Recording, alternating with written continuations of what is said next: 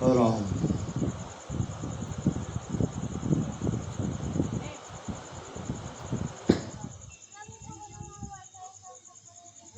હંસા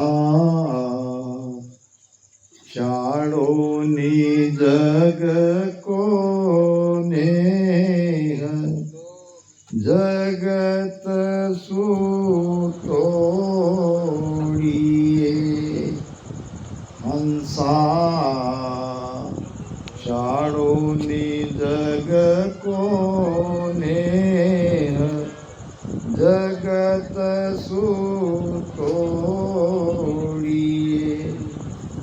સતગુરાજી સુકર હેત સાહેબ દિસ જોડીએ હંસા સતગુરાજી સુકર હેત સાહેબ દિસ છોડીએ વિષ પ્યાલા સબ છાડ અમીરસ પીજીએ વિષ પ્યાલા સબ છાડ અમીરસ પીજીએ तन मन दिल को साच सायब को दीजिए तन मन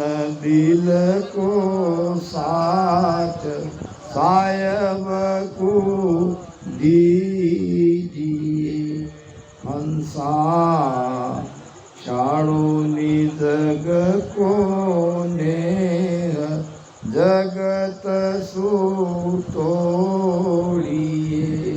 हंसा करसत गुराजी सुहेत सायब दिस जोड़िए मन हमारी बात कहूँ समझाय मन हमारी बात कहूँ समझाय ओ मोसर दिन आज बोर नहीं पायबो हंसा ओ मोसर दिन आज बोर नहीं पायबो हंसा छाड़ोनी जग कोने जगत सुतोड़िए सतगुराजी सुकर हेत सायब दिस जोड़िए अब के चूक्यो डाव गणो पिसतावसी हंसा अब के चूक्यो डाव गणो पिसतावसी लक चवरासी के माय मारवो खावसी हंसा लक चवरासी के माय मारवो खावसी हंसा शाळोनी जग कोने जगत सुतोड़िए हंसा सतगुराजी सुकर हेत सायब दिस जोड़िए समझ समझ मन माय भजन सुलागिए हंसा समझ समझ मन माय भजन सुलागिए काळ भवे सिर तोय नींद सुजागिए हंसा काल भवे सिर तोय नींद सुजागिए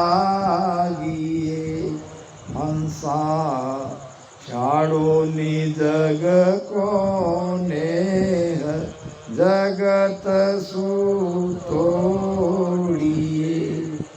सतगुराज सुकर हेत सायब दिस जोड़िए हंसा छाड़ो जग को नेह जगत सुतोड़िए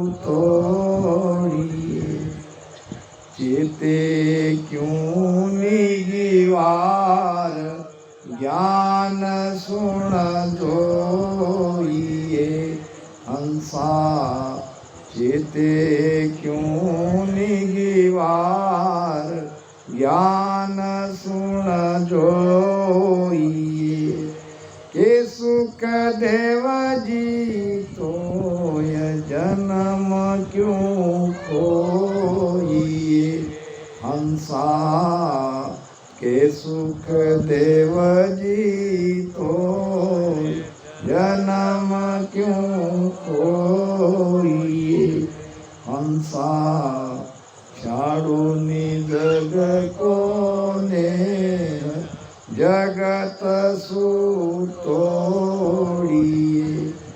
कर सतगुराज सुहेत सायब दिस जोड़िए हंसा छाड़ो जग को नेह जगत सुतोड़िए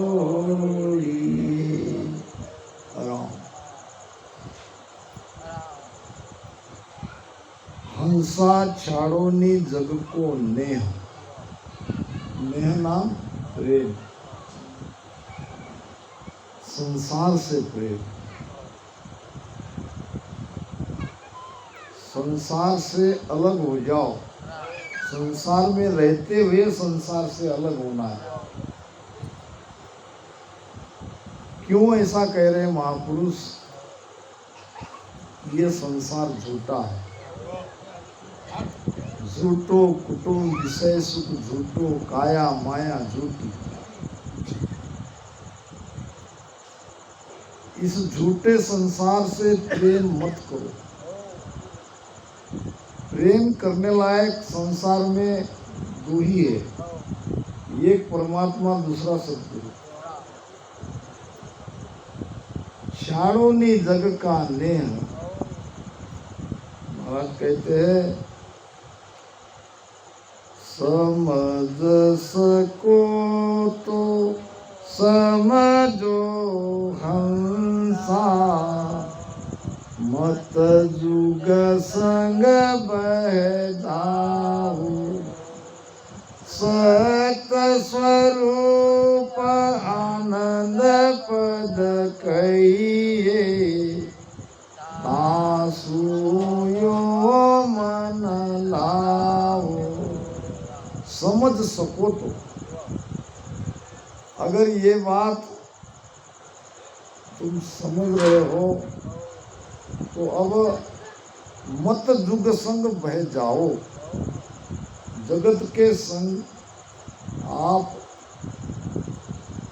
बह मत जाओ पार होना है भवसागर से तीरना है तो सत्य स्वरूप आनंद पद कहिए जिसे संतों ने सत्स्वरूप आनंद पद कहा है उस देश को खोजा है वहां पहुंचे हैं वही ज्ञान हमें महाराज ने यहाँ दिया है तो मन को उसमें लगाओ यानी सुमिरन में लगाओ भजन में लगाओ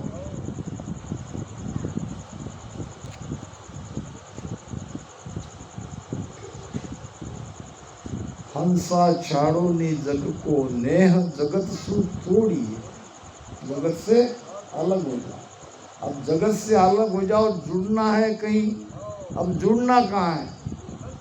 संतों से जुड़ना। सतगुरा जिसु कर हेत और साहेब दिस जोड़ी। परमात्मा से जुड़ना है, परमात्मा से जुड़ने का माध्यम है सदगुरु। नानक साहब अपने कुछ शिष्यों को लेके जा रहे थे कहीं। शिष्यों ने पूछा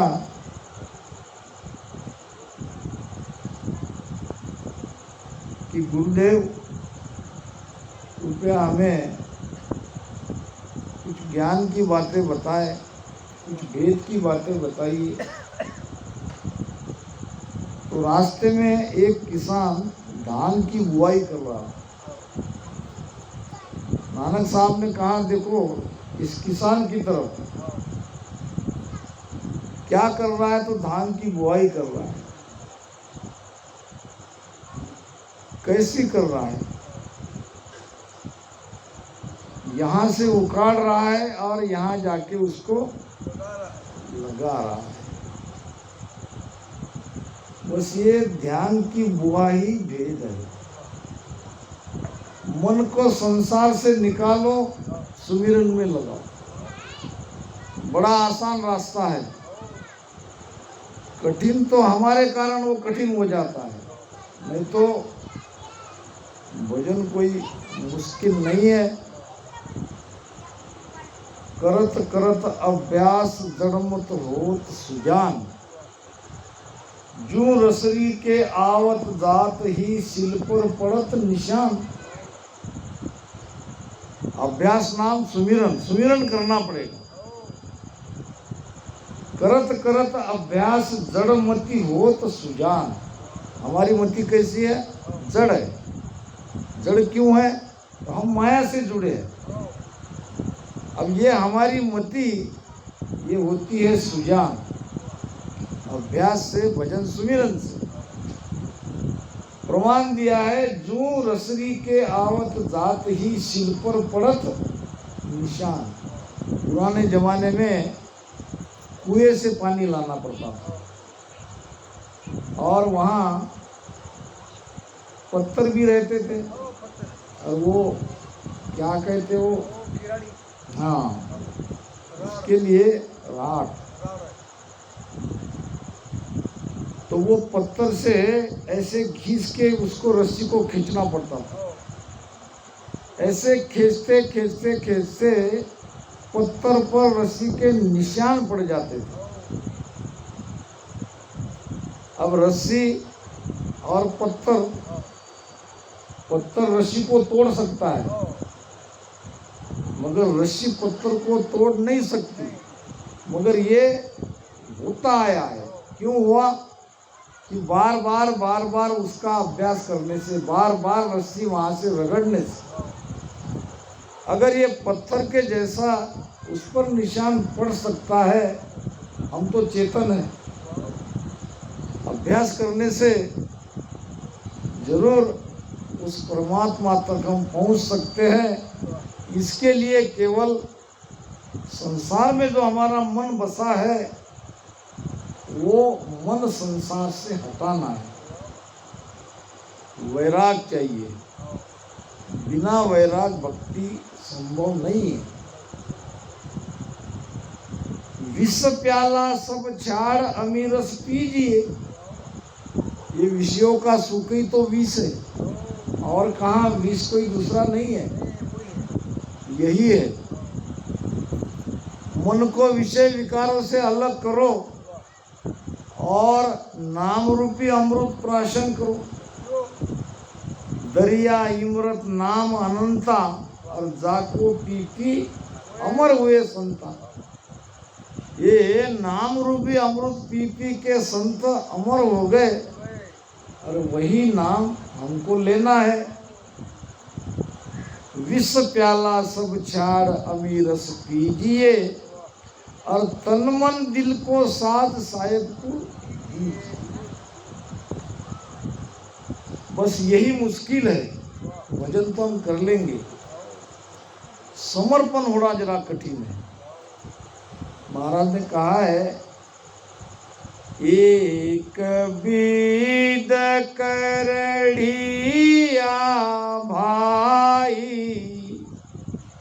पण तन मन धन अर्प्यो नहीं जाई। बड़ा कठिन है, कहने को तो आसान है मगर ये समर्पण होना कठिन है। कैसे कठिन है ये प्रमाण के द्वारा आप समझ जाओगे। राजा जनक ने कहा था रकीब पे पाव खुदा बताओ। रकीब पे पाव, रकीब समझते हो, घोड़े पे ऊपर बैठने के लिए रहती है रकीब, उसके पैर देके घोड़े पे चलना पड़ता है। एक पैर मैं रकीब पे रखूंगा, जब तक दूसरा पैर दूसरी रकीब पे नहीं रखता तब तक मुझे कोई ब्रह्म ज्ञान करा दे।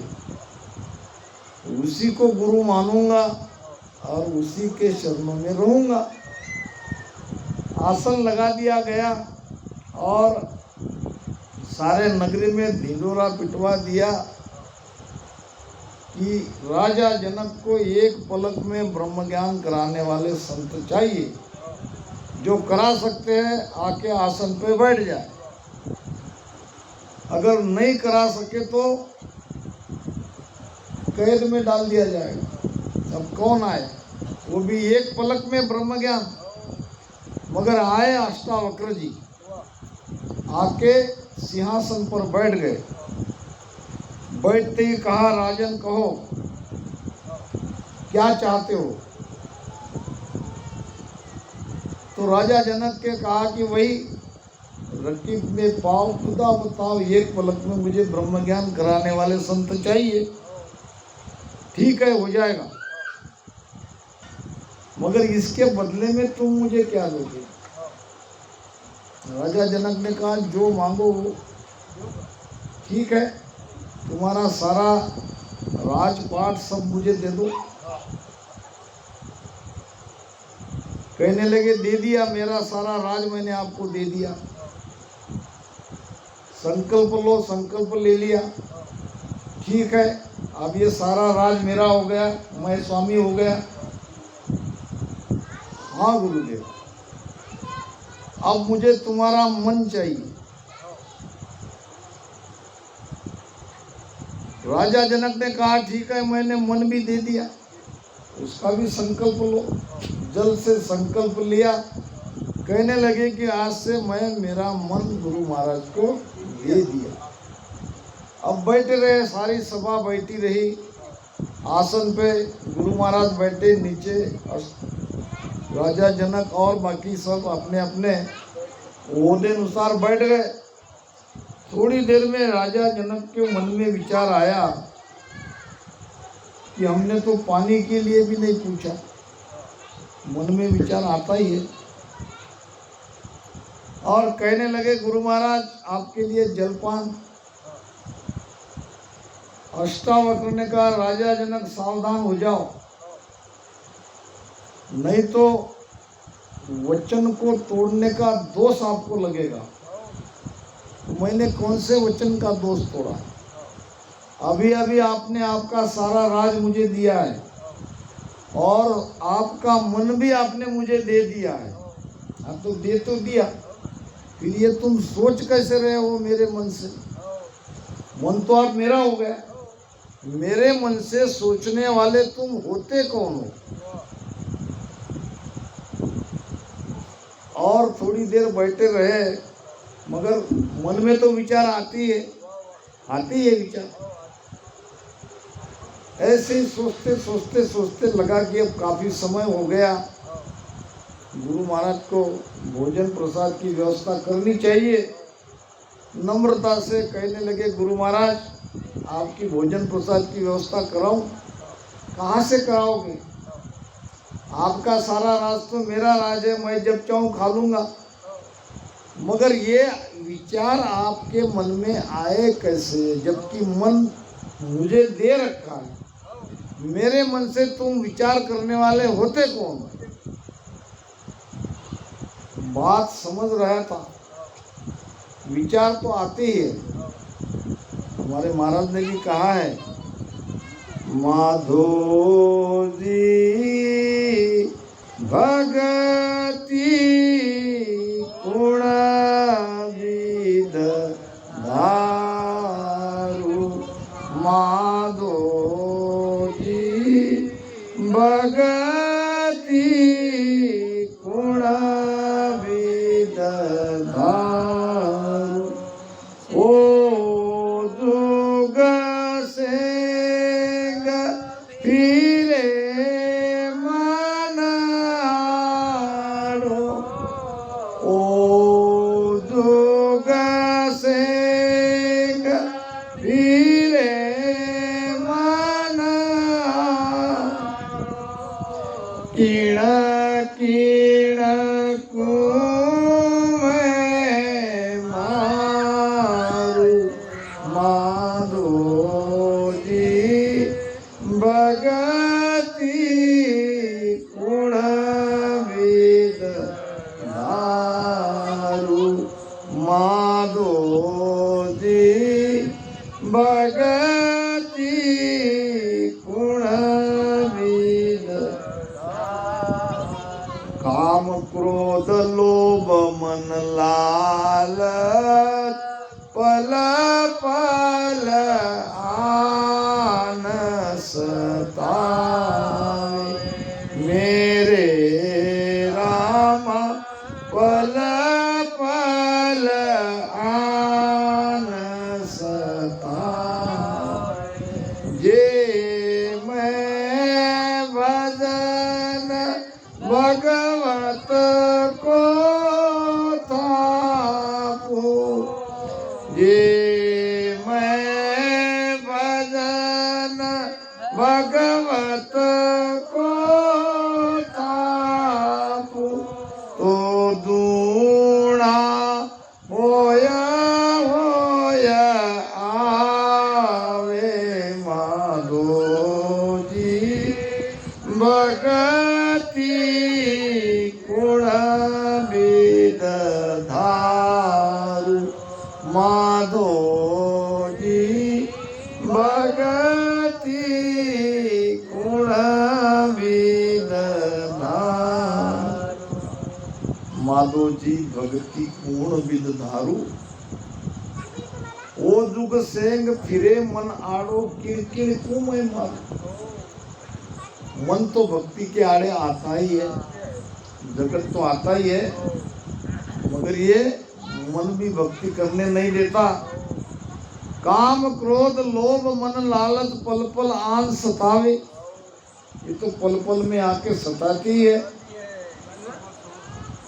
जे मैं भजन भगवत को थापू, यानी जब मैं भजन करने बैठता हूँ तो ये विकार और विचार दुना यानी दुगने होके आते हैं। तो इसको एक ही उपाय है, मन को रोकने का एक ही उपाय है। मन बहुत चालाक है, शातिर है, विचारों को हम रोक नहीं सकते, मन के विचारों को हम रोक नहीं सकते, मगर भजन करते समय विचारों पर ध्यान देना या नहीं देना ये हमारे हाथ में है। विचारों को तो रोक नहीं सकते, वो तो आएंगे, मगर विचारों के तरफ ध्यान देना है कि नहीं देना है, सुरती भजन से हटानी है कि नहीं हटानी है, ये हमारे हाथ में है। बस उतना कर लिया, वो कुछ नहीं करेगा, क्योंकि मन जड़ है, मन चेतन नहीं है। मन की ताकत हम है, मन हमारे सिवाय नहीं रह सकता, वो ज़्यादा देर बाहर नहीं रहेगा, उसको वापस आना पड़ेगा। और हकीकत ये है, ये मन जब तक भजन में नहीं लगेगा तब तक हमारी ये भजन की यात्रा पूरी नहीं होगी। मन को भजन में लगाना ही पड़ेगा। तो लगने से पहले वो हर तरह से हमको इस प्रकार से सताता है, लाख कोशिश करता है, फिर भी हमको उसके तरफ ध्यान देना नहीं है, क्योंकि सूरत शब्द वियोग, सुखविलास ग्रंथ में महाराज ने कहा है कि ये हमारा योग पूरा कैसे होता है। सूरत शब्द वियोग मन पवना न्यारा रहे, चारों मिलन संजोग। सुरती शब्द मन पवन, चारों को इकट्ठा करके राम राम करते रहना है। चारों मिलन संजोग भगत जोग यासु कहे।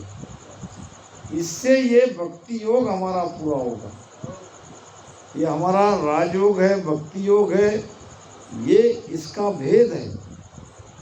सूरत शब्द सु मेल सुरती शब्द के साथ है।